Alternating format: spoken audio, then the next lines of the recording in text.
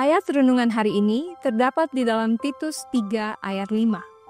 Bukan karena perbuatan baik yang telah kita lakukan, tetapi karena rahmat-Nya Ia menyelamatkan kita. 10 orang datang menemui Yesus. 9 dari mereka adalah orang Yahudi dan 1 adalah orang Samaria. Tapi mereka memiliki setidaknya satu kesamaan. Mereka semua menderita kusta. Yesus mengutus mereka untuk menunjukkan diri mereka kepada imam. Dan dalam perjalanan ke bait suci mereka menyadari bahwa mereka telah sembuh. Ke-10 mulai berlari, 9 menuju bait suci dan 1 kembali ke arah Yesus. Orang Samaria itu kembali untuk mengucapkan terima kasih. Di buku Ministry of Healing halaman 233, kita diberitahu bahwa 9 lainnya memiliki hati yang tidak tersentuh oleh belas kasihan Allah. Simon orang Farisi juga menderita kusta dan juga disembuhkan oleh Yesus. Tetapi, menurut buku Kerinduan Segala Zaman halaman 557, dia tidak menerimanya sebagai juru selamat. Simon tidak merasakan kebutuhannya akan penyembuhan jiwa oleh Yesus sampai pada pesta itu ketika Yesus menceritakan perumpamaan tentang 2 orang yang berhutang. Setelah itu, dia menerima Yesus sebagai juru selamat.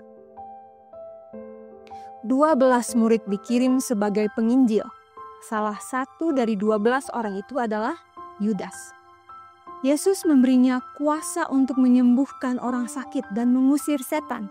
Tetapi Yudas tidak sampai pada titik menyerahkan dirinya sepenuhnya kepada Kristus. Itu menurut buku Kerinduan Segala Zaman halaman 717. Betapa cerita-cerita itu dapat menyenangkan kemanusiaan kita jika dihilangkan dari catatan Alkitab. Kita lebih suka memiliki Allah yang menghargai iman kita yang besar dan kebenaran kita yang besar dan berkat-berkat-Nya.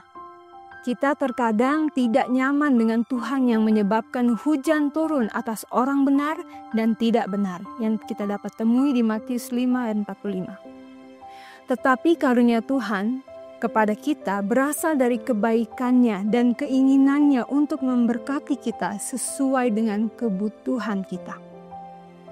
Sambil Anda mempelajari catatan penyembuhan Alkitab, Anda menemukan contoh-contoh penyembuhan orang-orang yang beriman besar, seperti sang perwira. Yesus kagum dengan imannya. Anda juga menemukan orang-orang yang disembuhkan yang tidak memiliki iman yang tulus kepada Tuhan sama sekali. Ada orang-orang yang benar, ada orang-orang yang tidak benar. Satu-satunya kesamaan mereka adalah kebutuhan besar mereka yang hanya dapat dipenuhi oleh Yesus dan kedatangan mereka kepadanya tanpa hal apapun untuk merekomendasikan diri mereka kepada kebaikan Tuhan.